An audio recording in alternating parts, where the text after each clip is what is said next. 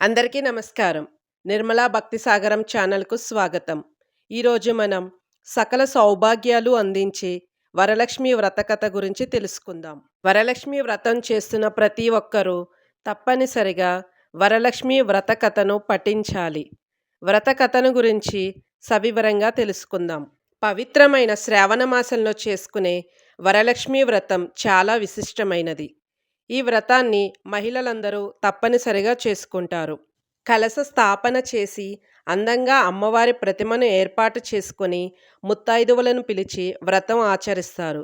ఈ వ్రతం ఒక్కరు చేసుకునేది కాదు.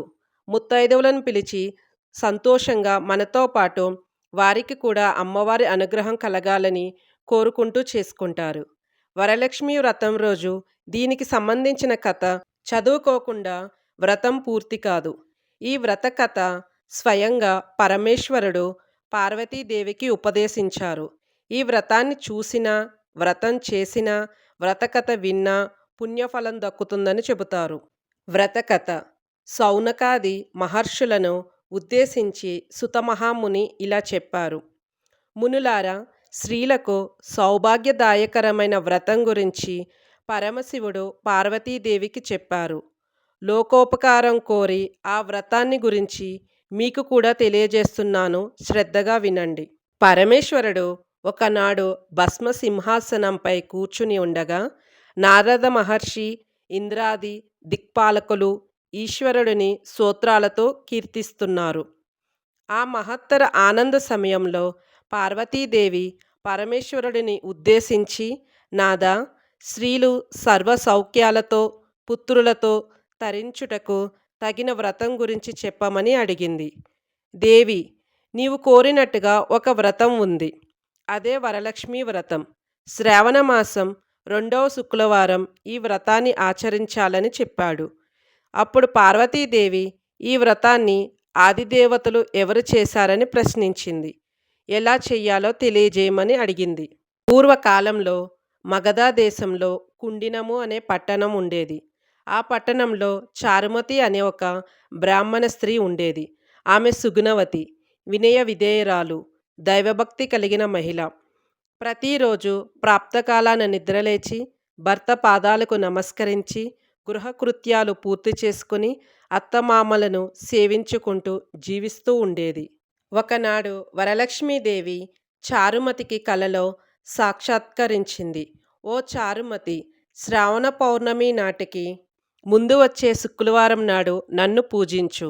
నీవు కోరిన వరాలు కానుకలు ఇస్తానని చెప్పి అంతార్థనమైనది. హే జనని, నీ కృపా కటాక్షములు కలిగిన వారు ధన్యులు, సంపన్నులుగా మన్ననలు పొందుతారు.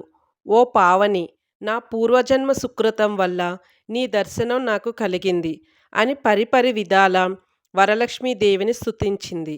అంతలోనే చారుమతి మేలుకొని అదంతా కలగా గుర్తించి తన కలను భర్తతో అత్తమామలకు తెలియజేసింది. వారు సంతోషించి చారుమతిని వరలక్ష్మి వ్రతం చేసుకోమని చెప్పారు. ఊర్లోని ముత్తైదువులను చారుమతి పిలిచి తన కల గురించి చెప్పి వ్రతం చేసుకుందామని వివరించింది.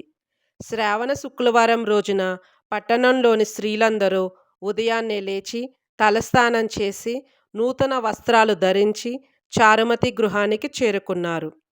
ఆమె తన గృహంలో మండపం ఏర్పాటు చేసి మండపంపై బియ్యం పోసి రావి, జువ్వు, మర్రి, మామిడి, ఉత్తరేణి మొదలైన ఆకులతో కలశం ఏర్పాటు చేసుకుని వరలక్ష్మీదేవిని ఆహ్వానించింది. సర్వమంగళ మాంగళ్యే శివే సర్వార్థ సాధికే శరణ్యే త్రయంబకే దేవి నారాయణీ నమోస్తుతే అంటూ ఆహ్వానించి అమ్మవారిని ప్రతిష్ఠించింది. అమ్మవారికి ఇష్టమైన నైవేద్యాలను నివేదించారు. 9 పోగుల కంకణాన్ని చేతికి ధరించారు. ప్రదక్షిణలు చేశారు. మొదటి ప్రదక్షిణ చెయ్యగానే కాలిగజ్జెలు గల్లు గల్లుమన్నాయి. రెండో ప్రదక్షిణ చెయ్యగానే చేతులకు నవరత్న ఖచిత కంకణాలు దగదగా మెరిశాయి. మూడో ప్రదక్షిణ చెయ్యగా అందరూ సర్వభరణం భరితులయ్యారు. వారు చేసిన వరలక్ష్మి వ్రతం ఫలితంగా చారుమతి కుటుంబంతో పాటు ఆ పట్టణంలో ఇతర స్త్రీల ఇల్లు కూడా ధన కనక వస్తు వాహనాలతో నిండిపోయాయి.